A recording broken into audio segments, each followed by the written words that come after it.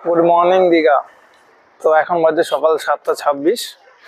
আজকে হচ্ছে 15ই জানুয়ারি 2025 এবং সকাল সকাল, যদি একদম সকাল না তো সকাল সকাল ঘুম থেকে উঠে কিন্তু বেরিয়ে পড়েছি সূর্যোদয় দেখবো বলে। আমার পেছনে দেখতে পাচ্ছ একদম সূর্যোদয় প্রায় অনেকটাই হয়ে গেছে। তো এখানে একদম ফ্রেশ একটা মর্নিং আজকে 15ই জানুয়ারি উপভোগ করছি, তোমাদের সাথে শেয়ার করছি। তো চলো, দীঘার এই সিরিজে আমি বেশ কয়েকটা ভিডিও এবং বেশ কিছু লোকেশনের ভিডিও তোমাদের সাথে শেয়ার করব। এবং দীঘার যেগুলো অনেক টুরিস্টরা এখানে আসে কিন্তু সেই জায়গাগুলো ভিজিট করে না, সেইগুলো আমি তোমাদের সাথে শেয়ার করব। তো চলো, আগে তোমাদের সাথে আমি দেখাচ্ছি দীঘার যে সুন্দর যেই ভিউগুলো সমুদ্রের সেইগুলো এবং অন্যান্য যে বিষয়গুলো সেইগুলো। সকালে সমুদ্রের যে সৌন্দর্যটা, সূর্য উদয়ের সানরাইজ, সত্যি এটা দারুণ লাগছে। অনেকেই কিন্তু এই সৌন্দর্যটা দেখার জন্য কিন্তু এই দীঘা আসে। সূর্যোদয় এবং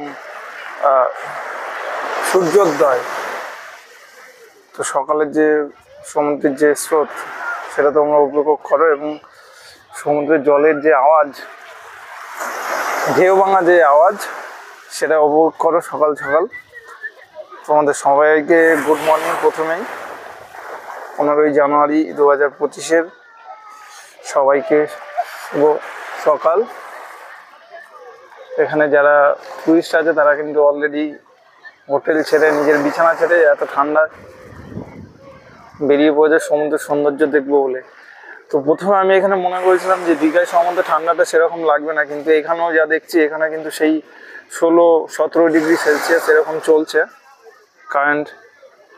এখানে কিন্তু সেই গায়ে কিছু চাপাতেই হচ্ছে মোটা, নাহলে কিন্তু থাকা যাচ্ছে না। সকালের সৌন্দর্য দীঘার সমুদ্রের দেখতেই পাচ্ছ।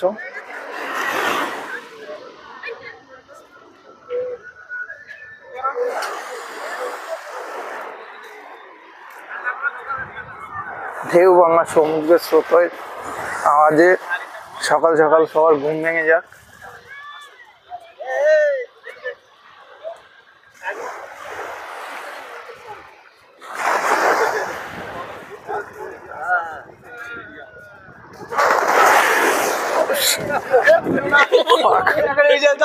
এখনই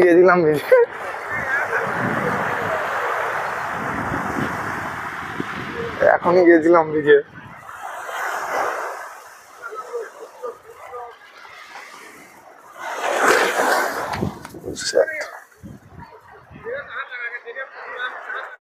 সৌন্দর্যটা তোমরা উপভোগ করো, তোমাদের দেখাচ্ছি। দেখতেই পাচ্ছ সমুদ্রের ঢেউ, দীঘার যেটা সৌন্দর্য বেসিক্যালি সেটা।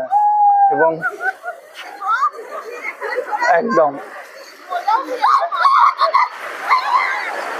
চলে গেল একজন, আর জুতো চলে গেল, যা আর পাওয়া যাবে না ওটা। এই তো চলে এসছে